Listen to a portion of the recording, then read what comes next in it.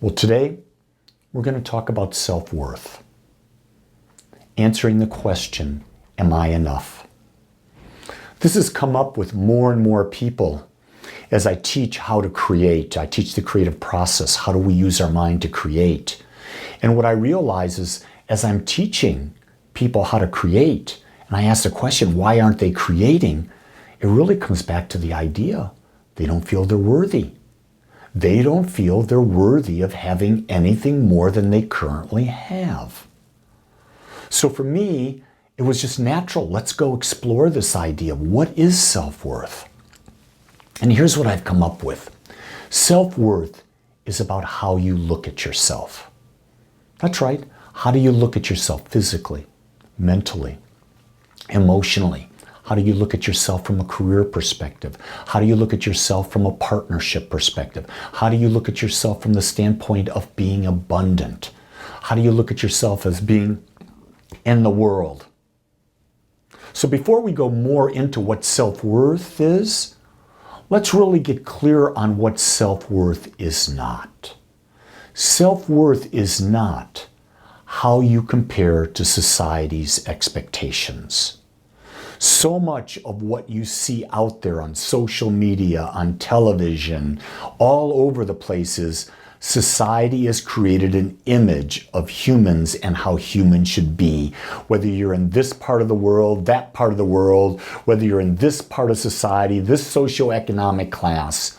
But how you compare to social expectations, society's expectations, has nothing to do with self-worth. Self-worth also has nothing to do with your achievements. Your achievements are simply the outpicturing of what you're expending your energy on. But it's not what defines your worth. Self-worth is not what your job is or how much you make. Those are things that you do and the money that comes from it. Think about it. If you lock in and say, my job is who I am and my self-worth comes from that. I did that. I was a VP, a vice president of marketing, and then I left. Whoa, I found out that my identity had a lot to do with what I thought of myself. And then I had to really realize that's not who I was. It took me some time to adjust to that. Your self-worth is not your family. It's not your mom and dad. It's not your childhood. It's nothing like that. Your self-worth is something so much bigger than that. Self-worth is also, it's not your education. It's not whether you have a high school degree, a college degree, if you have a master's degree, a PhD. It's not whether you have this certificate or that certificate. Those are just things that you do, things that you've learned, but it's not who you are. Self-worth is also not your physical appearance. Think about all the movie stars and how they pride themselves. Their whole identity is based on how they look. And then as they start to get older, what do? Plastic surgery. And you've seen how many people have messed themselves up with plastic surgery. For me, I remember Meg Ryan. She was as adorable an expression of femininity as I've ever seen. And then she had some plastic surgery, and she's lost that look. She was trying to compare herself to society's expectations. She was trying to get her self-worth from her physical appearance, from her job of being an actress. It didn't work. Self-worth is not your relationship status. It's not that you're married or single. It's not that you have a partner. It's not that you have 2 or 3 partners. Self-worth has nothing to do with that. Self-worth also has nothing to do with your comparison to any other human being. Remember this adage, I don't know who said it, but I've heard it for years. Comparison is the death of joy. Your self-worth dies when you compare yourself to others, because let's understand, you're unique. They're unique. Don't compare unique things to each other. You can't. Self-worth is also not the quantity of your friends. I used to believe that. I used to have a circle of friends that was absolutely huge. But then I realized that they were pretty shallow, those relationships. For me, self-worth is not about the quantity of friends I have, but more the quality. Here's the best I've come up with. Self-worth comes when you know who you are and you live authentically.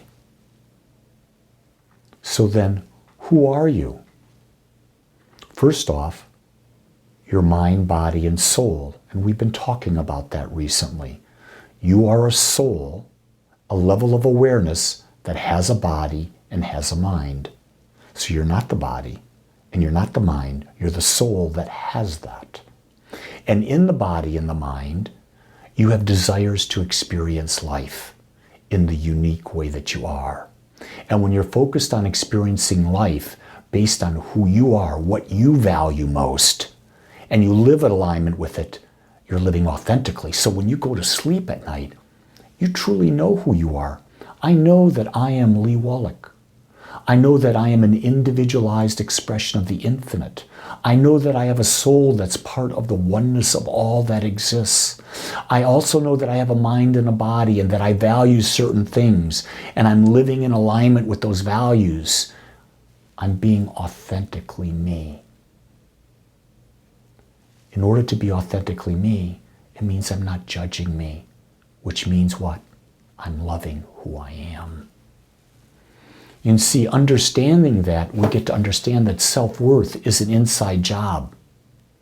And the only opinion that matters is our own. Being it's an inside job, no one else can know what's going on inside. Only you know. Therefore, it's always an inside job. But we have been trained, domesticated by society to look on the outside for our self-worth. But that's not where it really exists. Let me go to this topic. It's not possible to have self-worth if you're not taking care of yourself physically, mentally, emotionally, and spiritually. If you are abusing your body by the way you eat, the way you drink, the way you lack of sleep, lack of water, whatever it is, you don't love yourself. You don't have self-worth. Why? Because if you valued your body, you'd take care of it. If you valued your mind, wouldn't you be expanding it? What have you done lately to expand your mind? Emotions. Are you the master of your emotions, or are your emotions the master of you? And then spiritually, are you worthy of connecting into oneness? Do you have a meditation practice? Do you have a prayer practice, a gratitude practice?